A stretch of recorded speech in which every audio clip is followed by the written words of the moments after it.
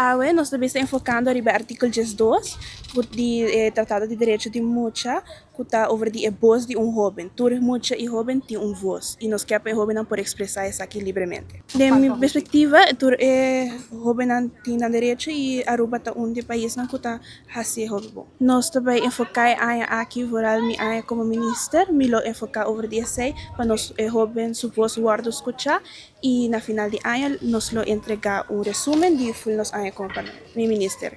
Direito muito significa na mes tem lugar que tá dando amor.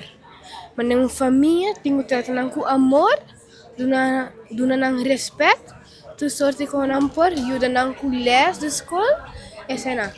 E não tem muito não tem direito de viver em casa, não tem direito para escola e não tem direito de fazer trucos. Siguro sa kita onde a instância não que sempre me brinda sustento, e uma mulher mesmo forma parte ainda de nang, e acaba de 3 anos formando parte de nang, tá fundação que está dando atenção especial na formação de nós jovens nang. Ando me tá sinto como eu participando com o Parlamento Juvenil assim a hobby.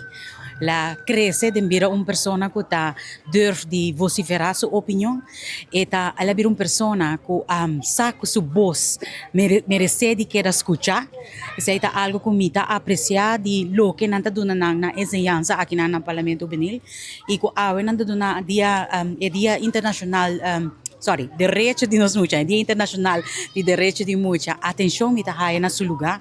Mais e mais nós temos que concentrar e ver que nós mulheres não temos direito, pero com nós assim, mais que possível, com uma boa verdade, está aí lugar em direção que nós está fija, que nós quer vai com nosso país. Passo não tem hope ideia, não tem hope desejo e uiteindelijk é a Aruba de manhã tapanang. Dus me quer mais nos involucrar mais, não tá forma parte de como nós está cria manejo para o país aqui e mi home e manhã lo tapanang inang yunang. Lo que está muito importante para nós vai back no tempo sobre direito de mulher, acordo ratificado por bisa na ano 89 e ela começou a iniciar desde 1990. Então, a ideia via comissão caminha com de tratado internacional para o que trata UNESCO chega na 10 princípio fundamental para o que é direito de mulher. Então, por exemplo, dia direito não está que mulher tem direito para ter trato igual, que mesmo não está discriminar a mulher nem para sua raça, nem para o idioma que está papia, nem para sua religião, e tem o direito de ter trato igual. E também bota outro direito que está cerca de meu coração, direito para ensinança, direito para educação e de uma forma apropriada. Então, isso aqui não diz para mim todos dois direitos, não. Como fração de PPA, nós estamos muito contentes com o Parlamento Juvenil a invitar-nos.